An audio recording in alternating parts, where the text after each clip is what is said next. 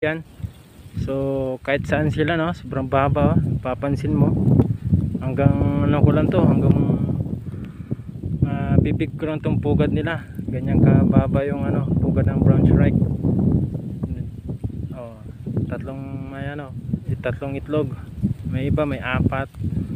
Yan. Madami na yung apat. Minsan nakikita na sa pang video ko, apat na ata pinakamadami. Pero sa apat na yon, yung swerte na may mapipisa doon tatlo o dalawa, yung iba doon isa o dalawa, yun na yung pinakama swerte na mabubuhay sa ano. Kasi yung ibang brown shrike, hinuhulog nila yung ano, pag yung napisa na nauna, hinuhulog nila yung kasama nilang itlog.